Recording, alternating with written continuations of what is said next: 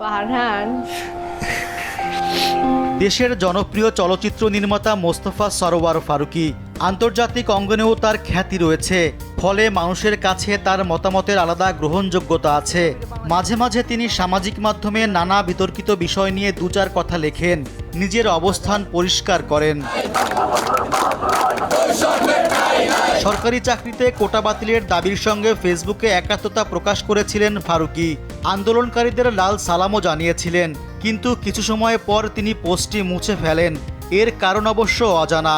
ধারণা করা হচ্ছে বিতর্ক এড়াতে এমনটা করেছেন। তবে পোস্টটি মুছে ফেলার আগেই সেটির স্ক্রিনশট ছড়িয়ে পড়েছে অনলাইনে। তিনি লিখেছিলেন, ঢালাও কোটার নামে মেধাহীন রাষ্ট্র ব্যবস্থাকে উৎসাহ দেয়া বন্ধ হোক। সমাজের অনগ্রসরদের জন্য 10 ভাগ কোটা থাকতে পারে, তার জন্য 56 ভাগ। আন্দোলনের সংহতি জানিয়ে ফারুকী আরও লিখেছিলেন, এই আন্দোলনে যারা আছো তাদের সবার জন্য লাল সালাম।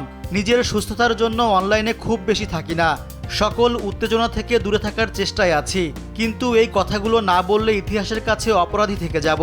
আমার মেয়েরা যখন বড় হবে বলবে, বাবা যখন এরকম একটা ব্যবস্থা করা হয় তখন তোমরা কি করেছিলে।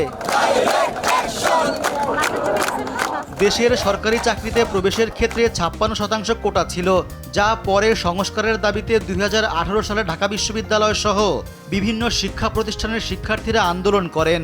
ওই বছরের 4 অক্টোবর আন্দোলনের মুখে সব ধরনের কোটা বাতিল করে জনপ্রশাসন মন্ত্রণালয় থেকে পরিপত্র জারি করা হয়। এতে সরকারি চাকরিতে প্রবেশের কোটা প্রথা বন্ধ হয়। তবে 2021 সালে সেই পরিপত্রের মুক্তিযোদ্ধা কোটা বাতিলের অংশটিকে চ্যালেঞ্জ করে কয়েকজন মুক্তিযোদ্ধার সন্তান উচ্চ আদালতে রিট করেন। সেই রিটের শুনানি শেষে গত 5 জুন পরিপত্রের ওই অংশ অবৈধ ঘোষণা করেন আদালত। ফলে কোটা বহাল হয়ে যায়। এতে ক্ষুব্ধ হন শিক্ষার্থীরা। কোটা বাতিলের দাবিতে আবার রাস্তায় নামেন তারা।